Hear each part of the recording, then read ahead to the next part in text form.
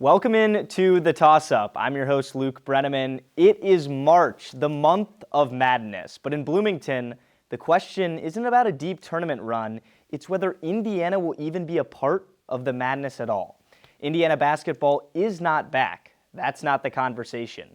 The real conversation is, how does the program get back? No sustained tournament success, no Big Ten dominance, and nationally, Indiana feels more nostalgic than feared. So tonight, we're not debating history, we're debating solutions. What actually has to change for the revival of IU basketball? Let's go.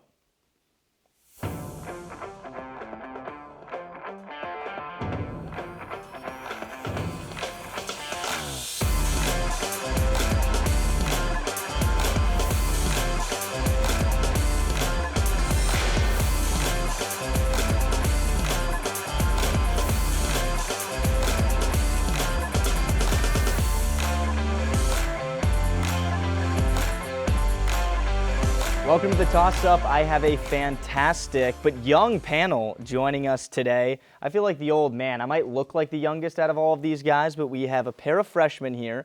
Zach Cohn, you've been here a lot this semester on the Toss-Up, but Tegan Duke making his Toss-Up debut. First of all, welcome to Indiana, Tegan, a transfer from out west in Arizona State, already killing it with IU Sports Media. And finally, Jack Schneider, a fellow Cincinnatian, so maybe we'll agree on a little bit with Cincinnati basketball playing good right now. But that is not the story, guys. We got to dive into it. It's been the same story for, it feels like, over a dozen years now with Indiana basketball. How can they break through? How can they find year after year continuous success? So, Jack, I'm going to start with you and put you on the hot seat in your toss-up debut. If you can pinpoint one reason to why Indiana is just not really getting over the hump, if you will, what would that be?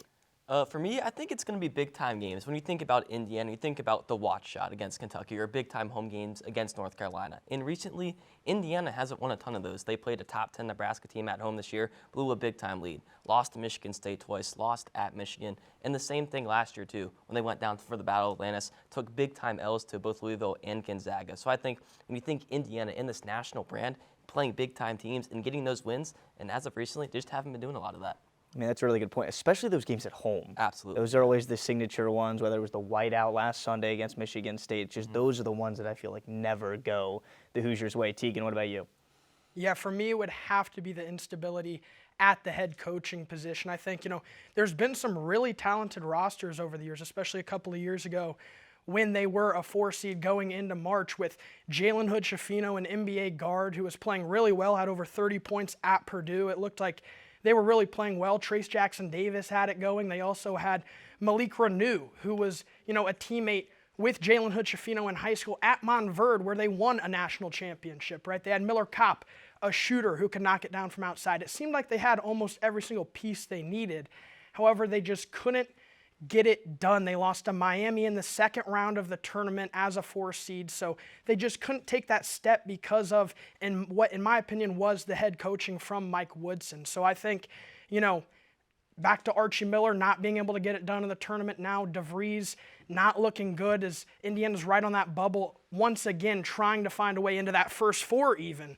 And so I think, the head coaching right now just hasn't been the best over the last decade, and the Hoosiers need to find something. Hopefully, it is Darren DeVries. I don't know if I've ever seen a team or program live on the bubble consistently like Indiana has, say, the last half decade. Zach, your thoughts on the issues with Indiana basketball? Yeah, I mean, I like what you guys said. For me, this is a really tough question to answer, and it's pretty obvious because if it was an easy question to answer, Scott Dolson, the guys who get paid to make this program great, would address those issues and solve them. For me, it's 2 things. It's roster construction year in and year out, and it's also the inability and kind of unwillingness to adapt to the modern game. What I mean by that second one is the game now is shooting the 3 ball. Darian DeVries wants to shoot the 3. That is a step in the right direction. The last 3 coaches before him weren't keen to addressing that. It never seemed like a major priority, and that's part of the problem that we've had. The other big thing for me is Indiana hasn't had a great point guard since Yogi Ferrell. And what I mean by great point guard, I'm not talking about best player on that team. I'm not talking about 30 points a night. I'm talking about a guy who consistently makes everyone else better. and elevates the level of play, gets the most out of his guys because it's his squad when he's on the court. It can't be Darian DeVries' team when you're playing Purdue at Mackey. It's your point guard's team. And then my third and final thing is we don't have superstars. And I love Lamar Wilkerson. I do. Trace Jackson Davis was a superstar. He did everything for the program. He raised the level of play. He made us better as a team and as a program. If we're saying that Indiana is a marquee program, which I think that we are, we need to have more superstars on the team. We need to have guys that want to play, whether they're from Indiana, whether they're from Florida, whether they're from Texas. They should be coming to Indiana, and they should be the superstar of this team. We simply haven't had enough of those. I really like that you brought that up because it transitions us right into this next question I have for you guys. With the portal today, NIL, we know Indiana has a lot of resources, whether it's the ability here to have these guys in a fantastic situation to go out and perform, or also the money that they're sticking in their back pockets just to come play here. So Tegan, I'll start with you on this one. With the question with the portal, do you think it's a good idea, like they've done the past couple of seasons, to just deposit guys for 1 year, pay them, they come here, they're superstars, they've dominated at other schools, or should IU get back to the in-state recruiting, the long-term development, or is that not really manageable in today's game? Well, Luke, as growing up as an Indiana Hoosiers fan, I have to say, while it's great having, seniors coming over from other schools like Lamar Wilkerson that can give you one really good year, and I think it is important to have a couple of those guys come over every year. That way you have some, veteran success if you are going for some of the younger guys just straight up out of high school. But I think Indiana basketball, you think of guys like Steve Alford, you think of guys like Yogi Ferrell, you think of guys like Trace Jackson Davis. All of those guys came from high schools in Indiana. And recently, you look at Purdue, they have gotten Trey Kaufman-Wren, Braden Smith, Fletcher Lawyer. And not that Indiana hasn't got guys from Indiana. They got Trent Sisley, They were able to get Galloway, Leal.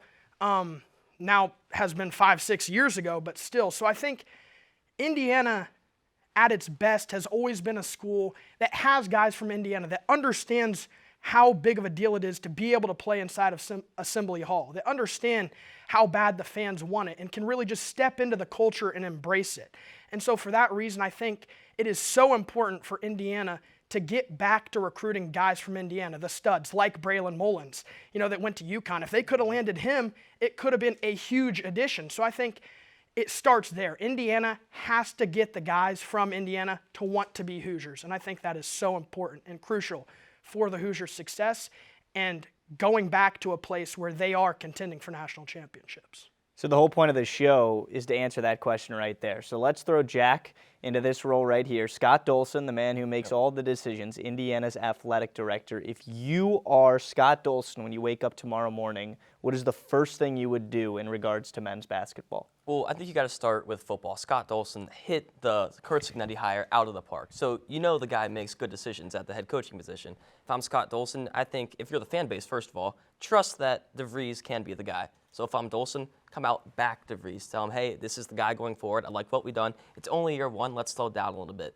In terms of getting players, transfer portal, high school, whatever, re-emphasize that NIL. Like we've talked about, and everybody knows, Indiana, one of the best NIL budgets in the country. And I think just come out, support him, say, hey, it's year one, not everything's going to go your way. And this team was a bubble team coming into the season. That's what most people thought. So it's not the end of the world if they don't make the tournament. We'd certainly like to. If I'm Scott Dolson, I think just back DeVries, emphasize that NIL, and just keep promoting the basketball team because I think some distraction has been taken away by the football success and put more emphasis on basketball. And I'm always going to think of Indiana as a basketball school, so I'd like to see that support for the head coach and the program. We have some more conversations coming up about Indiana being a blue blood, if DeVries is the guy. We'll get into that a little bit later. Zach, I want to go to you now. Mm-hmm. Let's bring some positivity to this show. What right now, in year one of the DeVries era, is IU basketball doing well? Mm-hmm. First off, it's recruiting, in my eyes. I look at the 2026 class and the 2027 class, and I was kind of peeking at the names before. There's 3 commits right now for the 2026 class. That's not really the norm or the standard. I know he brought in 1 last year, but that was a rush halfway kind of off season where he didn't really get the full amount of time. I mean, he has 3 commits inked, signed right now, a bunch more that are still deciding what they're going to do with their college. So there's a chance this class is 4 or 5 players. So I really like the recruiting. The big thing for me, though, is the NIL. And if Scott Dolson says to all of his biggest donors right now, if he gets them in the room and he says, hey, basketball is Indiana. Indiana is basketball. We're a basketball state, and we need to be great at basketball again. He's got all the facilities. We've got the coach. He needs the players. And to do that, we need some money. If he does that, we have a top 10, top 5 budget in the country. I would love to give Darian DeVries, like Jack was saying, it's got to be a back of support, and then it's got to be, hey, you've got a full offseason with a top 10 NIL budget, all these great facilities, all this money. Go out and get the guys that you think are going to make this a winning program. And I think he's done a good job of that with the 26 recruiting class so far, but I'd love to see the transfer portal and some more of those guys kind of come into play here. All right, before we go to break, and we'll come back with a segment called Buy or Sell, Tegan, make this one quick because this is a really polarizing topic right now with IU basketball fandom. The constant negativity, the stuff online now booing the Indiana players at games as of the Northwestern loss last week and Michigan State. How much is that justified to a fan base that feels like they deserve and they're owed success because of IU's rich history? Or do you look at it the other way, that it's only making this problem worse and worse?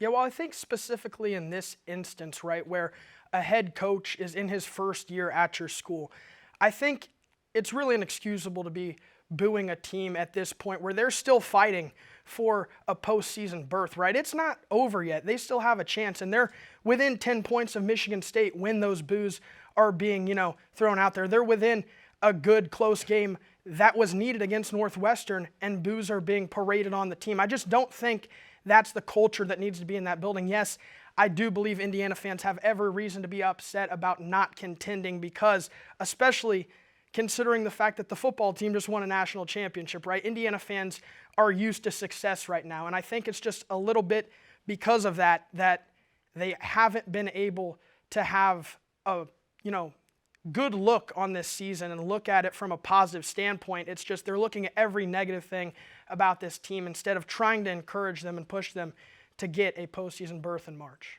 It feels like the negativity has been surrounding this program for a long time now. On that note, we're quickly going to step aside for a short break, but when we come back, these guys have kind of beat around the bush for a little bit. We need answers, and buy or sell is the perfect way to do it. So when we come back, we'll have buy or sell topics and then get out of here on the toss-up. Don't go anywhere.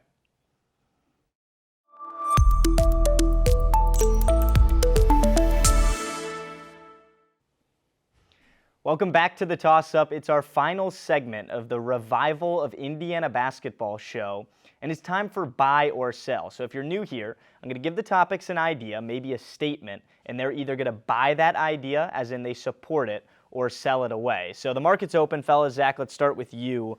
Darren DeVries is the answer to Indiana basketball. It's an emphatic buy for me. It is. And I know that some people are going to disagree with this, but I personally love the 2026 recruits. Coach DeVries seems to have an identity when he's building this basketball program, and that's something that I can get behind. Mike Woodson, he brought in great players, and it just didn't seem like they played like a team. This is still the most team basketball that I've seen in the last 5 years, and that's something that I'm willing to buy into. I don't know if you guys follow Prince Alexander Moody's Twitter page. It's fantastic. It's an Indiana guy. Tegan, are you buying or selling? As of now, I'd like to say buy just because it's so early on, right? DeVries hasn't really got to be able to go and get his guys out of high school, try to build a team outside of the transfer portal. So I think it's important to see what he does this offseason, though, see how he builds this team. And then going into next season, I think he has to get into March. If he goes 2 years without, getting into the big dance, I think it's time to seriously reconsider because Hoosier fans are getting a little, restless. They want to contend again. And I think the Hoosiers and Scott Dolson need to do what they can to figure out a way and find the players, find the coaching staffs to get this program, which I think can contend again to that point. And if it's 2 years in a row again without getting to the tournament with a new coach, with a new system, I think it's time to reconsider things. But as of now, it's definitely a buy for me. Jack, buy or sell? Clean sweep. I'm going to make it a bye as well. I really like what he did at Drake. I think he had a good year at West Virginia with maybe not the best roster. Give him some time, let him build, get to the tournament next year. I'm a bye on DeVries. He's a proven winner. That's why they went after him, kind of like the Signetti hire where he's won at every single level. So we'll see how that kind of shapes things up. All right, final buy or sell question, guys, and it's what everybody wants to know. So let's end the show right here, right now. It's March the 4th. Indiana's currently tipping off against Minnesota right now at the Hall. I'm interested to see what the crowd's like. I'm interested to see if they win. But that would just be one leg in a long road to make the tournament. They're on the outside looking in on most bracketologies right now. And the teams on the bubble, they're playing better than IU. So, Tegan, let's start with you. Buy or sell Indiana makes the tournament in 2026? You know what? I'm going out bold. I say buy it. Wow. I think the Indiana Hoosiers are set up to be in a great position if they can beat Minnesota tonight. I think they really are going to be going into Ohio State with a different mentality. We need this game. I think they're going to know that. I think they know that they've somewhat disappointed Hoosier fans to this point. And I think with a senior-led group, with the guys standing on that floor at halftime tonight, I don't think they want to put those jerseys on for the last time in the Big Ten tournament. And I think they can win one, maybe two games in that Big Ten tournament as well after beating Ohio State on the road to kind of make, the panel and the judges look at it and think, okay, as the selection committee, we have to give this team a spot in this tournament because they've earned it in the past week and a half. And I think that's what they need to do in this next week and a half, really solidify their spot because right now, as you said, outside looking in, they got to make it to where it's not really a question. Zach, buying or selling IU's a tournament team? I hate to say it, I'm on the sell side. I don't even know if we beat Minnesota tonight. I know on paper we should, but Minnesota's a better team than I think their record indicates. And Ohio State later this week is in a very similar position to us where they're on that bubble. The difference between them and us them and Indiana, is that Ohio State picked up a marquee win over Purdue on the same day that Indiana lost to Michigan State. There's a major difference there. I think Ohio State's playing their best basketball right now, and I think that's going to be the difference. Jack, wrap us up. Buy or sell IU makes a tournament? As you mentioned, Cincinnati fan, I need my teams to start making the tournament, and unfortunately, I'm going to be sell on Indiana. I think a Minnesota win does nothing. It just keeps you alive, and I don't see how this team can beat Ohio State on the road. Ohio State's playing really well. I love their guard play, and I just don't know how much the Big Ten tournament matters, so unfortunately, I think DeVries is going to miss the tournament in year one. So we have one buy, that's a hot take from Tegan, and two sells. I'm probably going to chime in for the first time right now, guys. I'm selling. Zach hit it on the nose with Ohio State. These other bubble teams, TCU, they went on the road at Texas Tech last night. Ohio State's beating top 10 teams. This is when you got to make your move. And Indiana was in a position where they didn't really have to make a move, but they made it in the regression column. So that ends the show. Still a lot of basketball to care about. But the big thing, Indiana basketball still carries one of the biggest brands in all of sport. But the question now is whether the program can turn that history into a future. In the next week, we'll see if the Hoosiers can get back to where they believe they belong. Indiana basketball doesn't need a reminder of its history. It needs a reason to matter again. That's it for this week's Toss Up. Thank you so much for tuning in, and we'll see you next week.